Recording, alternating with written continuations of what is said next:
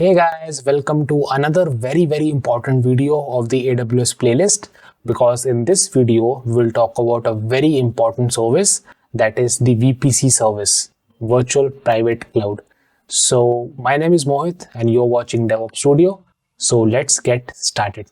So why this is the most important service is because every application that you will deploy on AWS will be under some sort of network.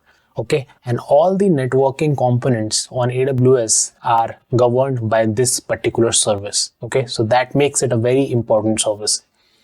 Now, virtual private cloud is just a fancy name. This is just a network. Okay, you can think of a VPC as a network. So whenever someone says create a VPC, they are basically asking you to create a network. So what exactly is a network? So right now you are watching this video either through your mobile phone or your laptop, right? So let's think for a minute, like what are the different components that are helping you watch this video?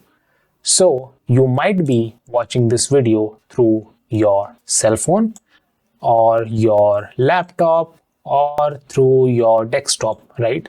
So all of these things, as you can see, are connected through your Wi-Fi router. And from there, they are going to the internet service provider's DNS server, and through that, it's going to the internet, right?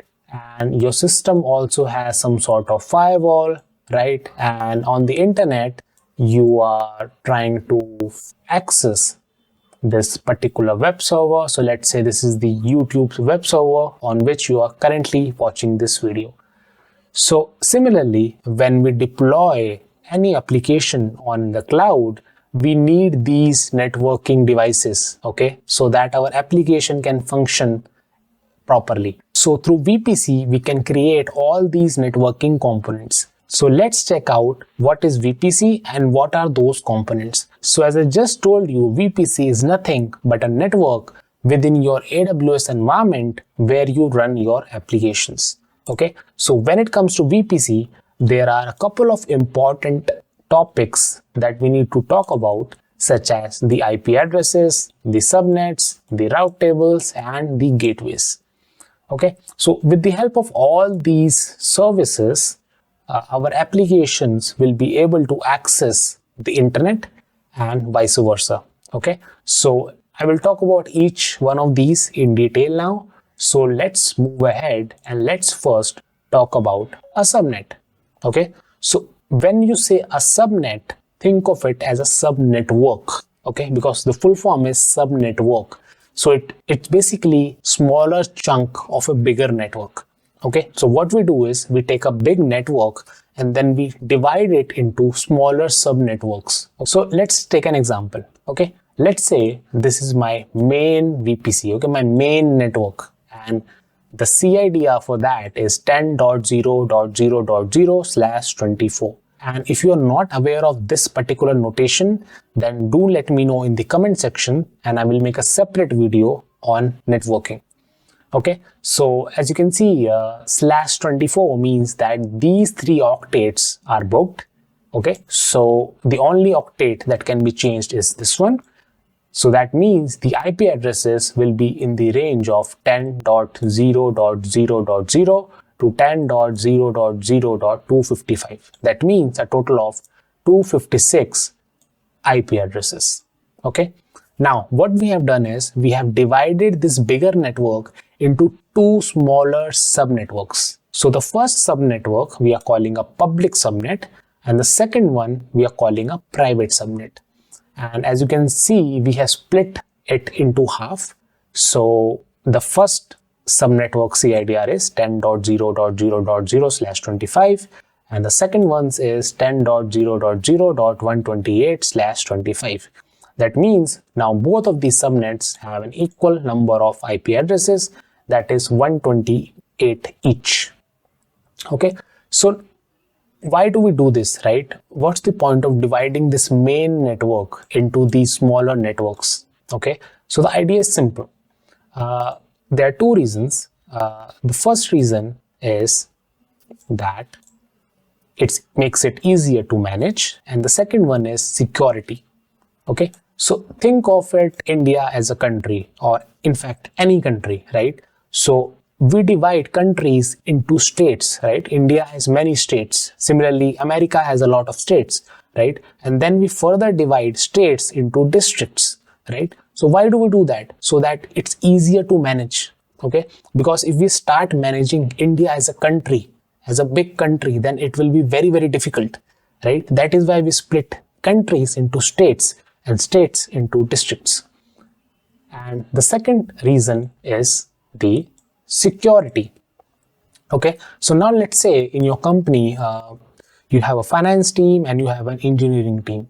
Now, ideally, both of them should be under a different network, right?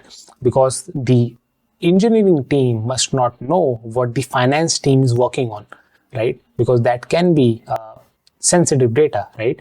So for security purposes, we can give them a separate subnetwork in which they can use their application and do their day-to-day tasks. Now you might have a question that, okay, this is fine. So we had a bigger network and then we divided it into smaller subnetworks. Okay, so that makes it easier to manage and makes it more secure, right? But how does this subnetwork, this subnet knows how to talk to other subnetworks or how to talk to the internet, right? So for that, AWS has something called a gateway. So gateways are used to connect your VPCs to other networks or to the internet.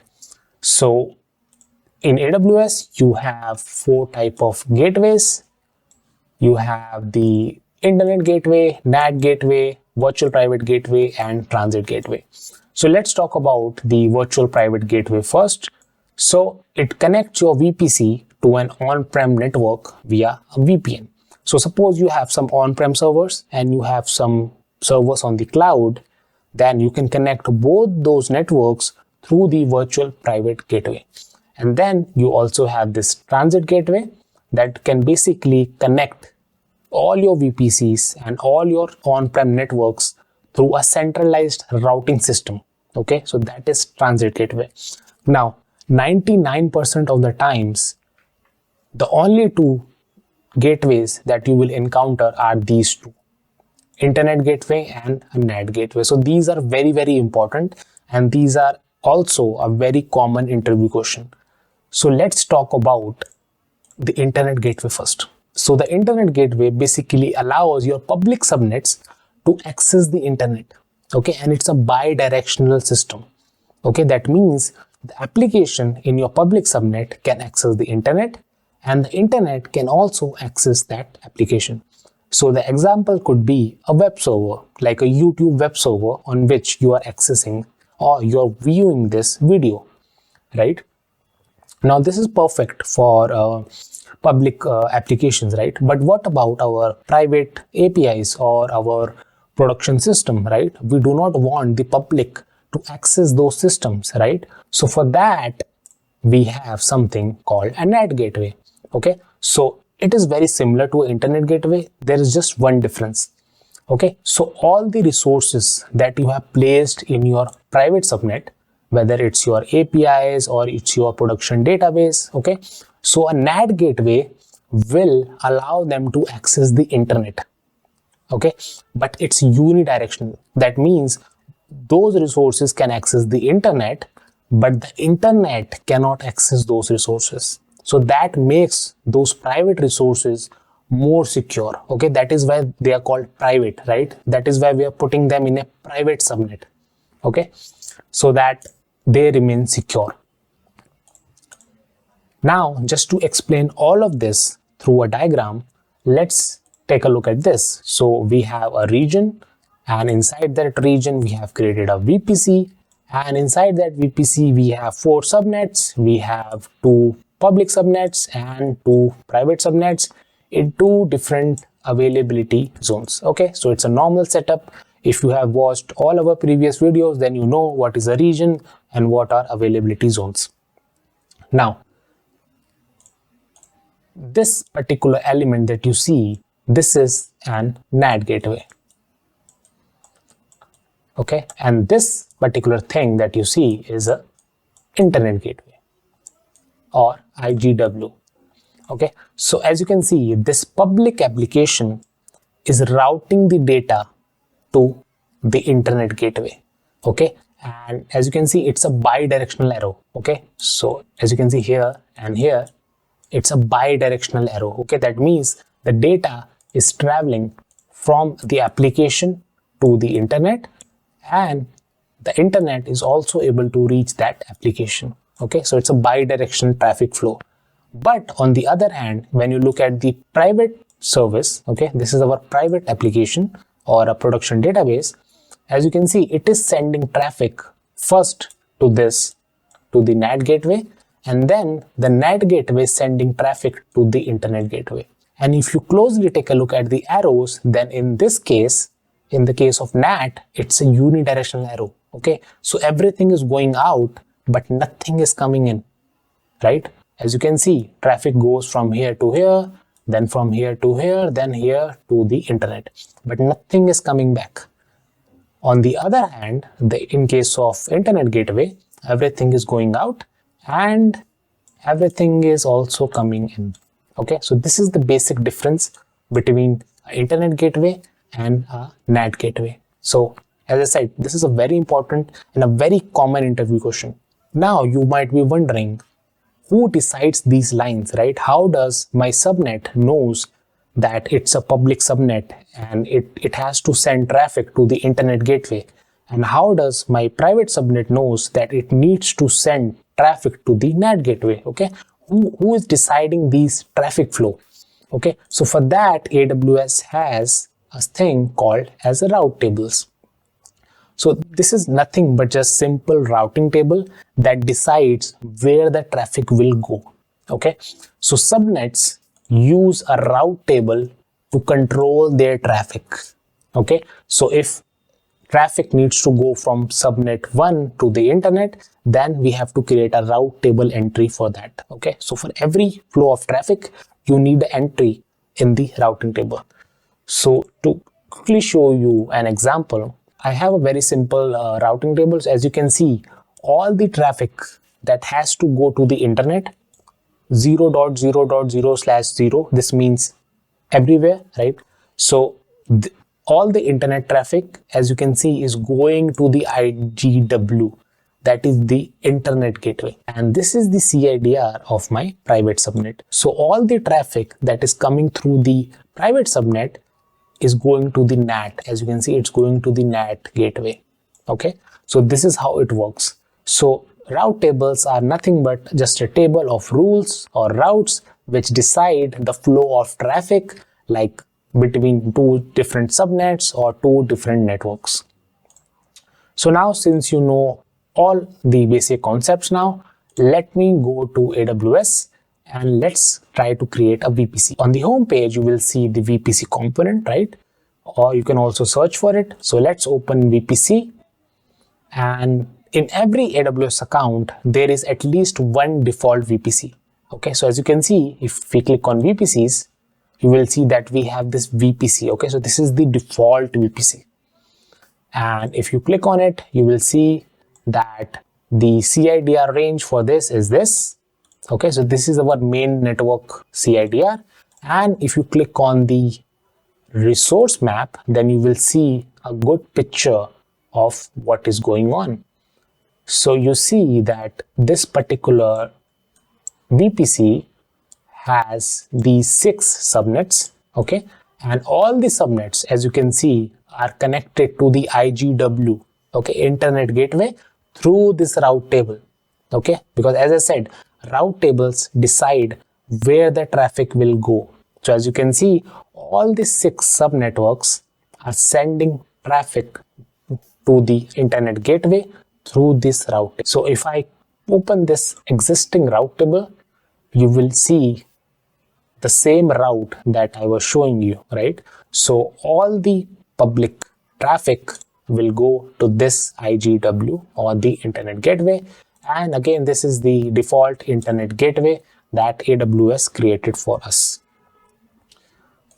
Now let's create our own VPC. So per account, you can have maximum of 5 VPCs. So let's create one. Let's click on create VPC. And now it's asking you for two options, like whether you want to create only a VPC or you want other components as well, like the subnets, the gateways, right? And more often than not, you will need all those components. Okay, so this time we will create a VPC and more. And as soon as you do that, you will see that it has created, okay, not created, but it is showing us what it will create. Okay, so as you can see, by default it will create us 4 subnets. So let's check out the other option. So it's asking if you want to auto generate the tags, right? So let's do that. And it's asking us for a CIDR range. So as you can see, right now it's pretty huge, because 10.0.0/16 will produce total of 65,536 IPs. Now that is a lot. Okay, so let's increase that and let's see what do we get. So this looks pretty good. So let's use 10.0.0/23. So this will give us 512 IPs, assuming we have a very small application. So we do not need the IPv6 ranges, and we can keep everything as default. Now it's asking you the number of availability zones. Again, you can have 1, you can have 3, right? But try to have at least 2 so that our resources are more reliable, right? We get that redundancy. In case one AZ goes down, our application can still run through the other AZ. Okay. You can optionally customize your AZs, right? You can select which availability zone you want. And in the first video, I showed you that how US East 1 has 6 availability zones. So if you have not watched that video, please go back and watch that first video. And now it's asking you how many public subnets you want and how many private you want. So 2 and 2 is fine. You can also customize the CIDR of the subnets, but let's keep it as default. And now it's asking you whether you want a NAT gateway or not, right? So let's select one. Okay, let's have 1 in 1 AZ because NAT is an expensive resource. Okay, so let's only have 1. And for the VPC endpoint for S3, we don't need that right now, so let's disable that. So now if you scroll up, you will see that now instead of having that S3 endpoint, we now have this NAT gateway. So just to summarize, as you can see, both the public subnets are sending traffic to the internet gateway through a route table, and similarly the other 2 private subnets are sending traffic to the NAT gateway through different route tables. So just like that, if you click on create VPC, you will see that it will create all those resources for you. So after a couple of minutes, the VPC creation has been done. So it has created a lot of resources for us. So if we click on view VPC, then this is our VPC, and you can see all the route tables and the subnets, the gateways has been created for us. So that was it for today's video. I hope you understand the basic concepts of VPC. So now in the next video, we will cover another important AWS service, that is EC2. So I hope you like this video. If you like the video, do give it a thumbs up. And if you have any questions, do put them in the comment section and subscribe to our channel. Thanks for watching.